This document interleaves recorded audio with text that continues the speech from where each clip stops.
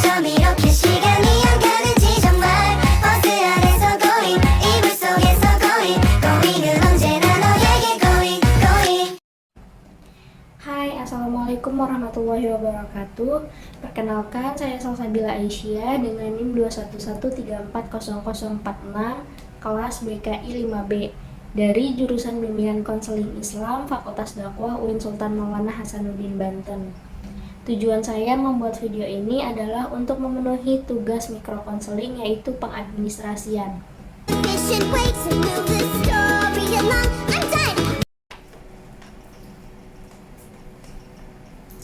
Baik, bismillahirrahmanirrahim. Assalamualaikum warahmatullahi wabarakatuh.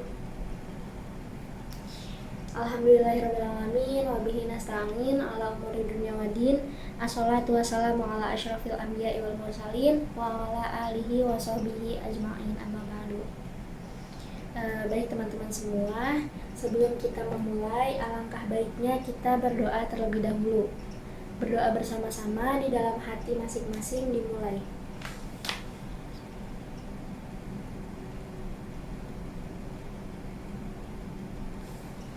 Berdoa selesai. Baik teman-teman, sebelumnya saya ucapkan terima kasih kepada kalian yang sudah menyempatkan waktunya untuk hadir di kelas ini. Sebelumnya, izinkan saya untuk memperkenalkan diri saya. Nama saya Salsabila Aisyah, biasa dipanggil Caca. Saya mahasiswa semester 5 dari jurusan Bimbingan Konseling Islam di Universitas Islam Negeri Sultan Maulana Hasanuddin Banten. Nah teman-teman, mungkin kalian semua bertanya-tanya, apa sih maksud dan tujuan saya datang ke sini, hadir di hadapan kalian semua.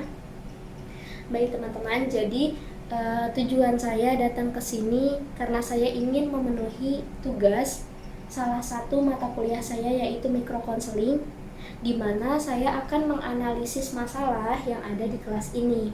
Jadi saya ingin meminta waktu kalian sekitar 5-10 menit. Apakah kalian bersedia? Baik, terima kasih. Teman-teman, alat atau instrumen yang akan saya pakai saat ini adalah DCM. Apakah kalian sebelumnya pernah mendengar apa itu DCM? Baik, jika belum, saya akan menjelaskan sedikit tentang DCM. Nah, DCM merupakan daftar cek masalah, di mana DCM ini digunakan untuk merangsang atau memancing pengutaraan masalah-masalah yang sedang dialami atau pernah dialami. Begitu teman-teman. Sampai sini apakah ada yang ditanyakan? Baik, jika sudah paham, kita akan langsung mulai saja. Kalian tidak perlu khawatir, data ini akan tersebar karena ini bersifat rahasia. Teman-teman kalian atau orang lain tidak akan mengetahui jawaban yang kalian tulis. Jadi kalian tidak perlu berdiskusi untuk mengisi jawaban DCM ini. Baik, akan saya bagikan terlebih dahulu ya lembar DCM-nya.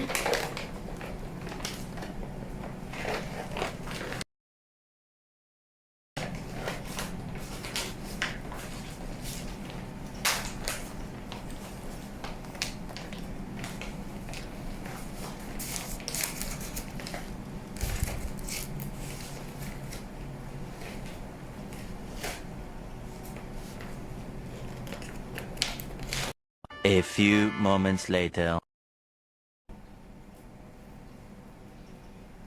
Baik teman-teman semua, apakah sudah mendapat lembar DCM-nya? Baik, jika sudah, pada lembar DCM tersebut kalian harus mengisi identitas kalian. Seperti nama, kalian isi dengan nama lengkap kalian, kelas, umur, dan tempat atau tanggal. Nah, tempat atau tanggal ini bukan tempat tanggal lahir, melainkan tempat kalian di kelas ini dan tanggal berapa hari ini. Begitu teman-teman semua. Sudah paham? Baik, untuk petunjuk pengisiannya, kalian menceklis atau memberi tanda checklist pada kolom ya atau kolom tidak. Pada lembar DCM tersebut berisi beberapa pernyataan. kalian checklist pada kolomnya atau tidak itu berdasarkan pernyataan yang sedang kalian alami atau yang pernyataan yang pernah kalian alami. Begitu, cukup dipahami? Baik, jika sudah dipahami, kalian boleh mengisi lembar DCM tersebut.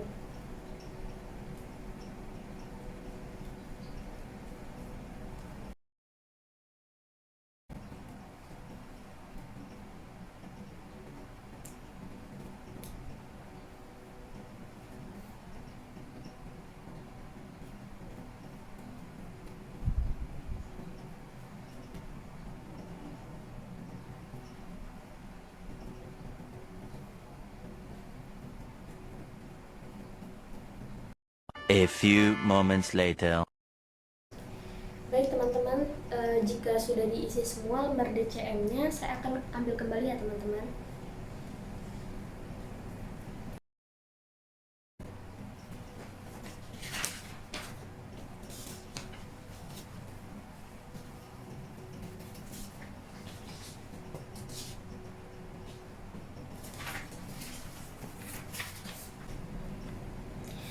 Baik teman-teman, ini sudah terkumpul semua ya.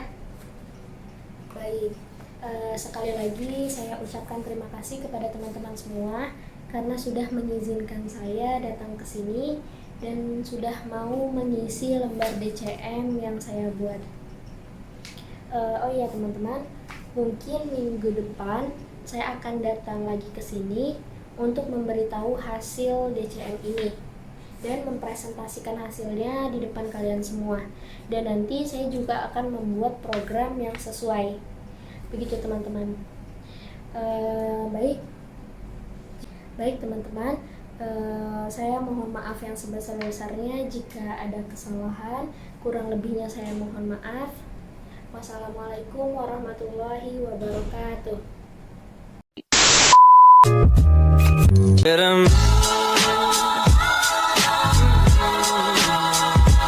Halo teman-teman semua, bertemu lagi dengan saya. Minggu lalu kita sudah pernah bertemu ketika saya meminta kalian mengisi lembar DCM yang saya buat. Dan kemarin-kemarin saya sudah mengolah data DCM ini dan sekarang saya ingin mempresentasikannya di depan kalian semua. Saya ingin meminta waktu kalian lagi untuk memberitahu bagaimana cara mengolahnya dan hasilnya, sehingga hasilnya ini akan turun menjadi program. Begitu teman-teman. Baik, langsung saja.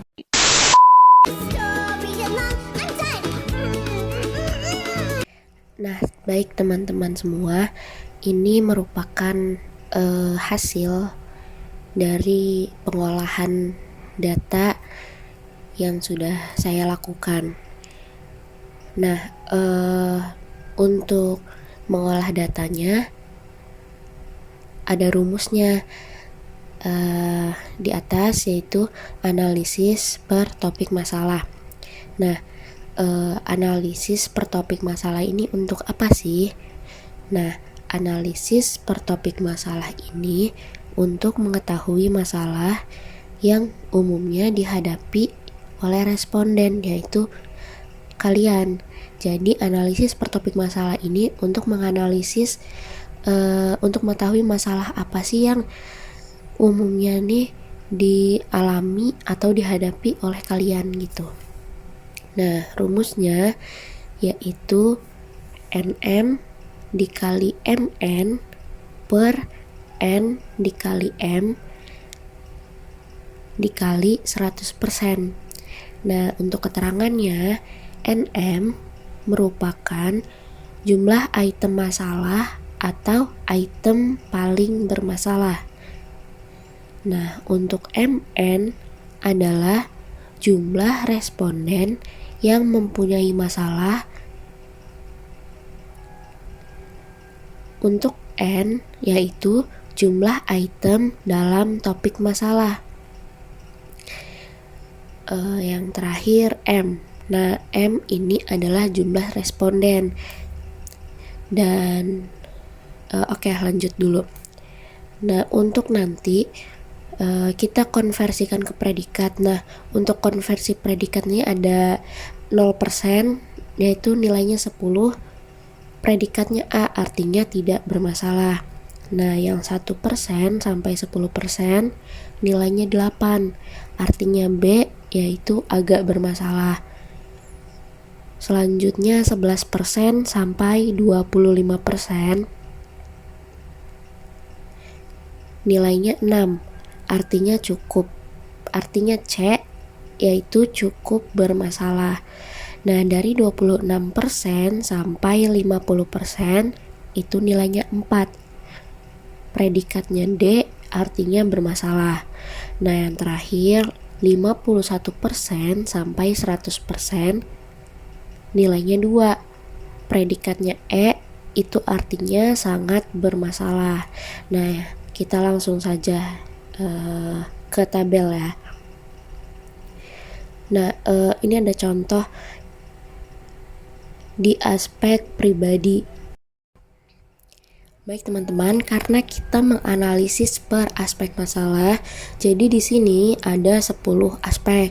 Aspek pribadi, kesehatan, keluarga, agama dan moral, asmara, penyesuaian terhadap sekolah, penyesuaian terhadap kurikulum, sosial, belajar, dan terakhir karir atau masa depan. Nah, langsung saja untuk menganalisisnya. Di sini ada kan rumusnya ini, yaitu NM dikali MN per N dikali M dikali 100%. Nah, N dulu. N ini adalah jumlah item dalam topik masalah. Nah, teman-teman, kan kemarin saya memberikan lembar jawaban DCM itu berisi 10 topik masalah. Nah, topik masalahnya apa aja nih yang ada di samping ini, seperti pribadi, kesehatan, keluarga, dan lain-lain. Nah, jadi dalam setiap topik masalah ini berisi 5 item. Jadi dalam aspek pribadi itu ada 5 item atau 5 pernyataan. Jadi N ini ditulis 5. Kemudian untuk M merupakan jumlah responden. Nah, kemarin saya meminta hanya 5 orang dari kalian untuk mengisi lembar DCM yang saya buat. Jadi respondennya yaitu 5, karena saya hanya meminta 5 orang dari kalian untuk mengisi DCM yang saya buat tersebut. Nah, kemudian NM merupakan jumlah item masalah atau item paling bermasalah, yaitu ada 4 orang. Nah, kemudian MN merupakan jumlah responden yang mempunyai masalah atau yang memilih item masalah tadi gitu. Nah, untuk contohnya sudah ada di bawah konversi predikat yang ini. Nah, di aspek pribadi untuk rumusnya kan NM dikali MN. Nah, NM berapa sih NM-nya? Nah, di aspek pribadi ini NM-nya yaitu 4. Nah, kemudian MN-nya 5, berarti ditulis 4 kali 5 per. Nah, per N dikali M. N-nya berapa tadi? Nah, N-nya itu 5, ditulis di sini. Kemudian dikali M. M-nya juga 5, ditulis di sini. Dikali 100%. Nah, 4 dikali 5 ini adalah 20. Kemudian per 5 dikali 5 sama dengan 25. Berarti 20 per 25 dikali 100%. Nah, sama dengan 20 per 25 ini sama dengan 0,8 dikali 100, artinya 80%. Nah, jadi ditulis di sini presentasenya 80%.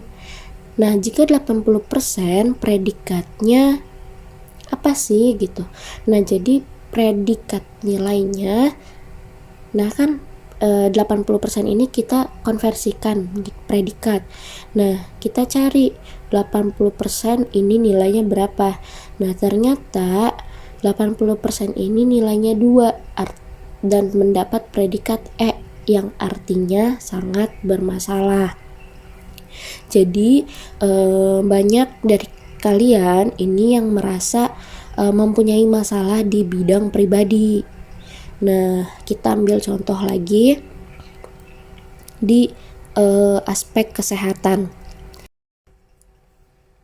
Untuk selanjutnya yaitu di aspek masalah. Nah, kita analisis di aspek masalah ini. Nah, tadi rumusnya NM dikali MN per N kali M kali 100%.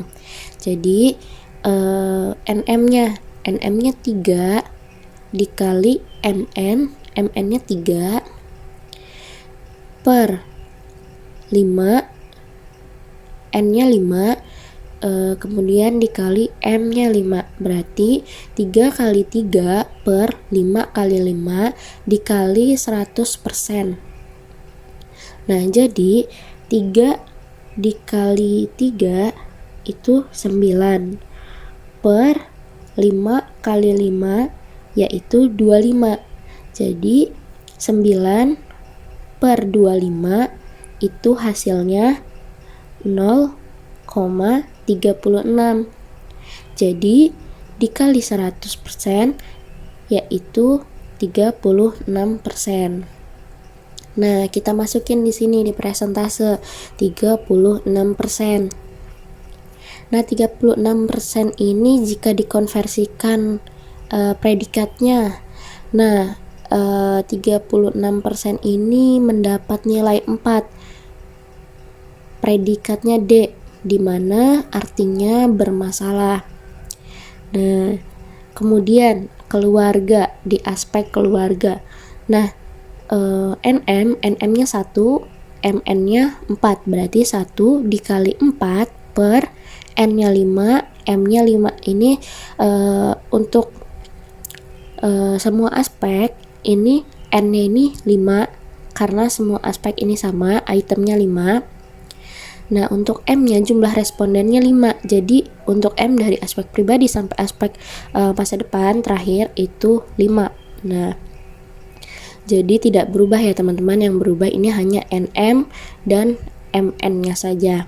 Nah, di aspek keluarga ini 1 dikali 4 per 5 dikali 5. Nah, jadi 1 kali 4 kan 4 per, berarti 5 kali 5 25, berarti hasilnya 0,16.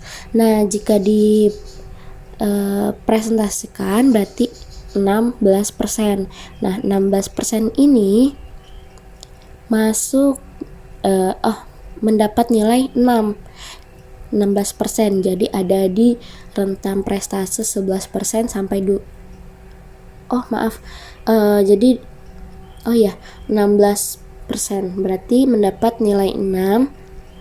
Predikatnya C, artinya cukup bermasalah. Nah, kemudian agama dan moral. Nah, NM-nya 2, MN-nya 5. Berarti 2 dikali 5 per N-nya 5, M-nya 5. Berarti 2 dikali 5 10.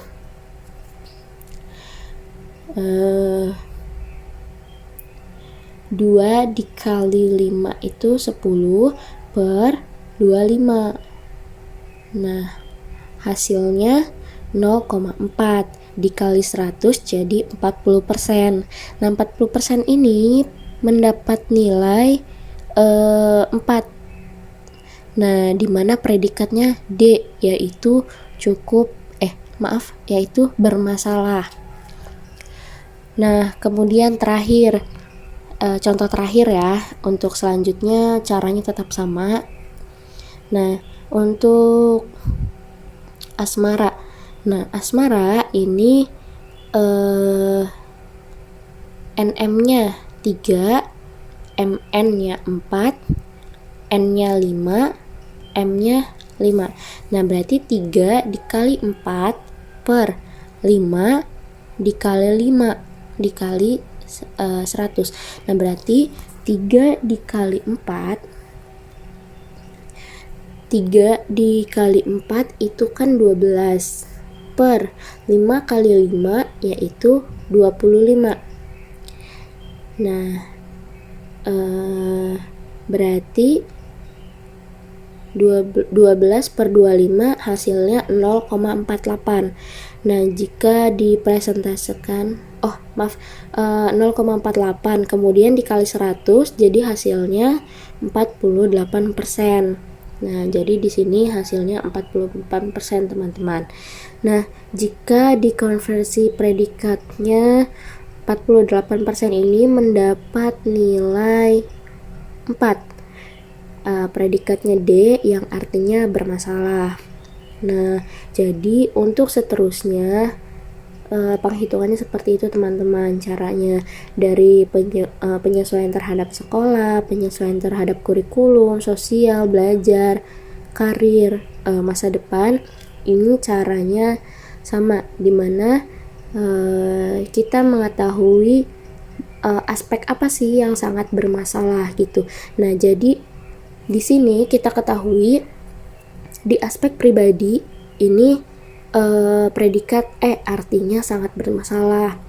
Kemudian di aspek belajar, nah ini juga mendapat predikat nih teman-teman, artinya sangat bermasalah.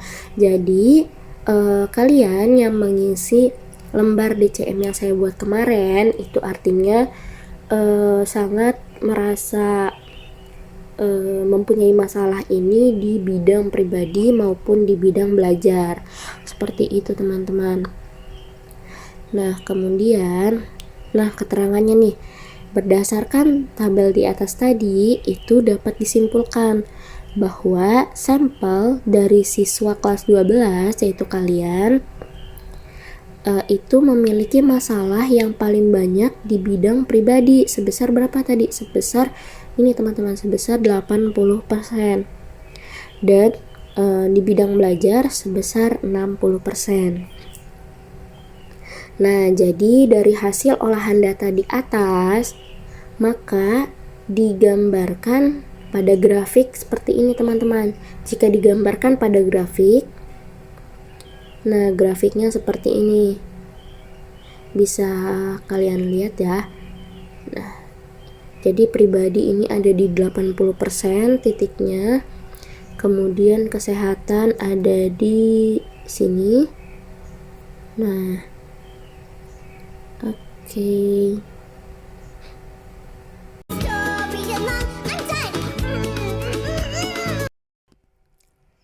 Nah, jadi teman-teman, setelah kita analisis datanya di atas tadi, itu akan menjadi program. Kita akan membuat program dari analisis yang kita buat tadi. Hasil olahan data di atas tadi akan turun menjadi program. Nah, seperti tertera di sini.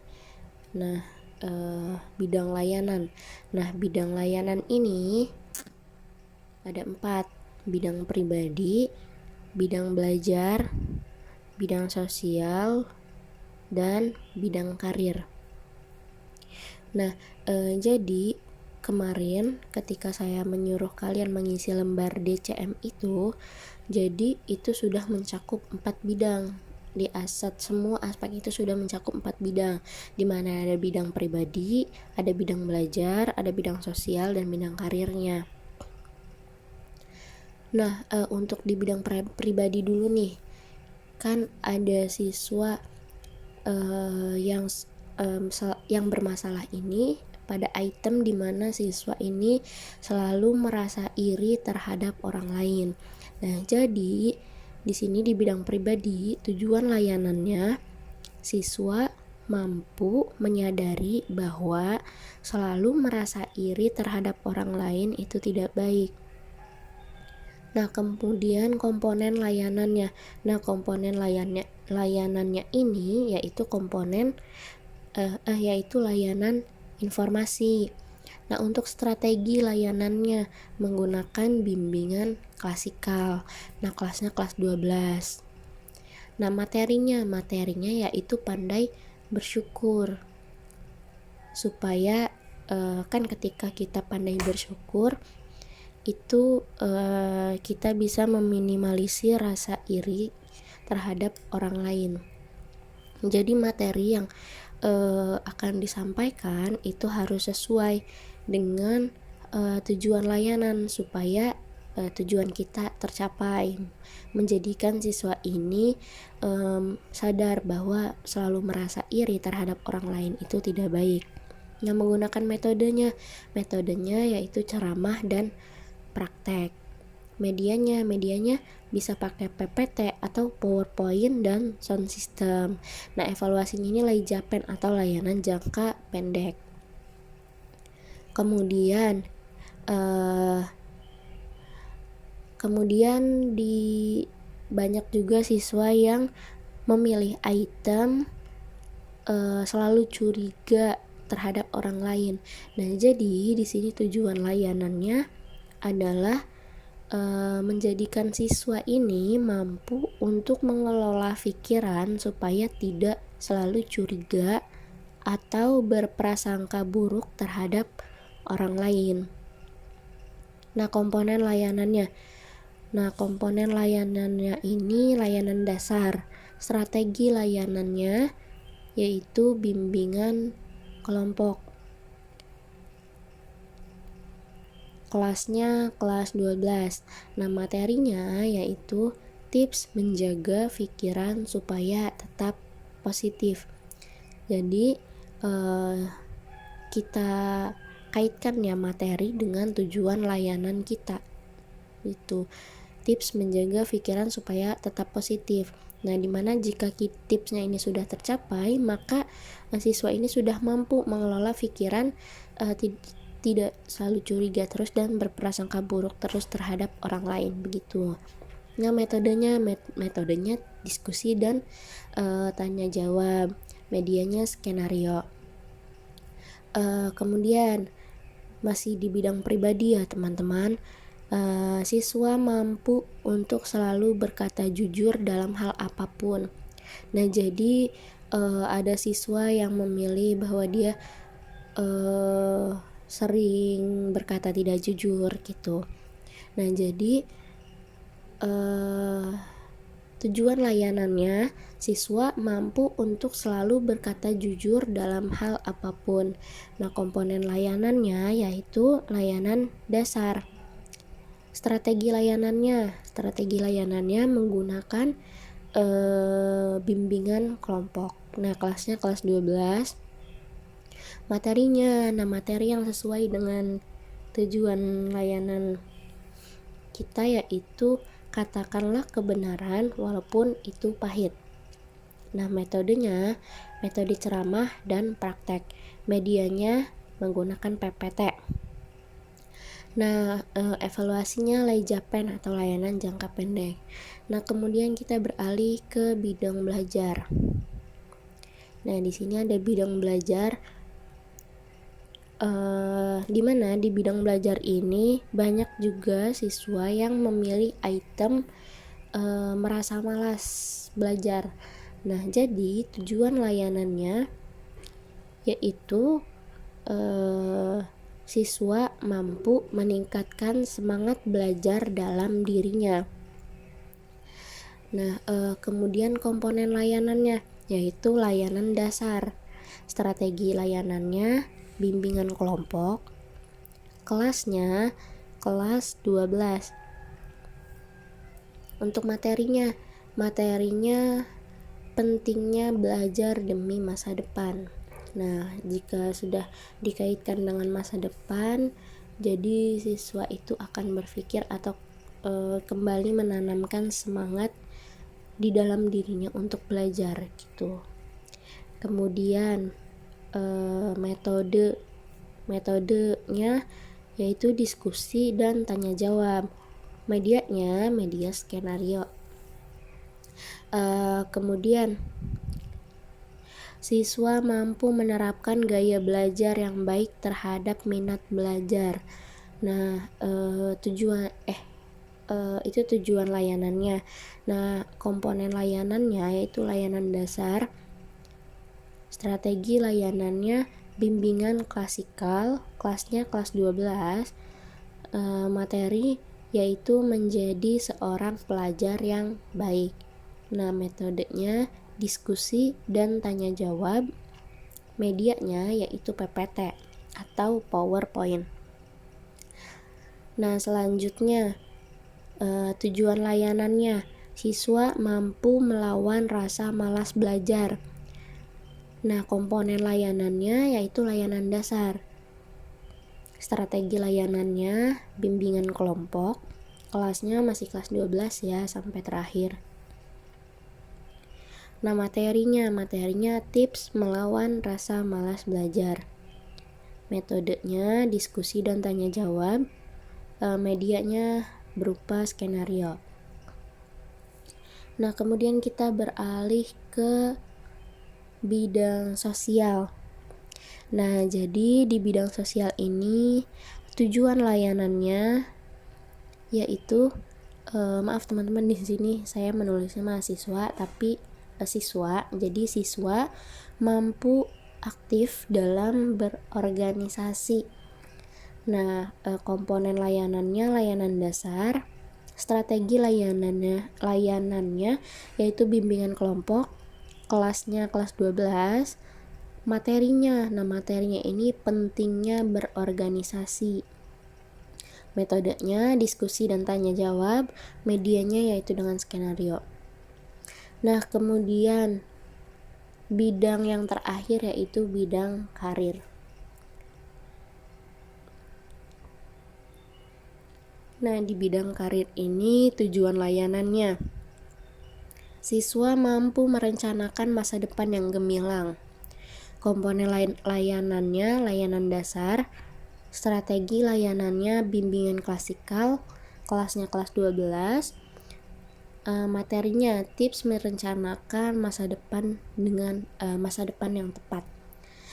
Metodenya diskusi dan tanya jawab. Medianya menggunakan PowerPoint atau bisa juga dengan bahan bacaan.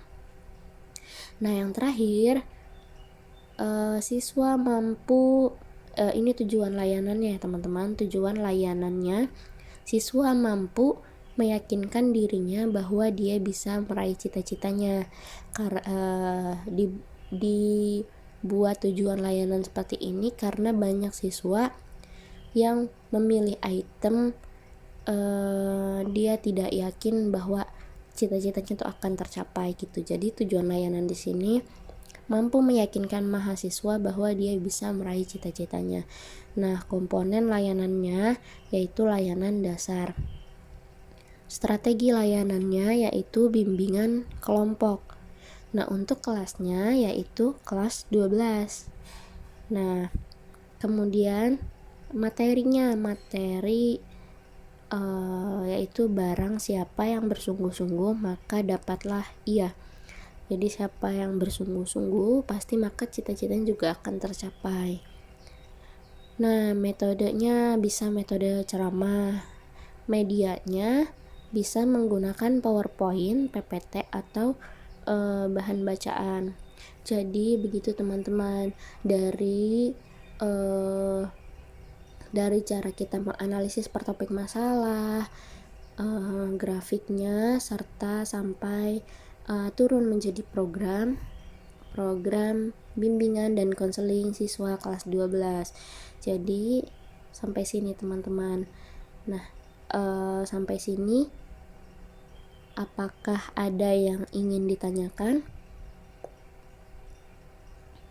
Baik, jika semua sudah memahami dan tidak ada yang ingin ditanyakan, saya cukupkan penjelasan saya sampai di sini. Jadi saya ucapkan sekali lagi terima kasih kepada kalian karena jawaban kalian sangat membantu saya dalam menyelesaikan tugas ini. Baik, Saya akhiri. Wassalamualaikum warahmatullahi wabarakatuh. 버스 안에서 going 이불 속에서 going going은 언제나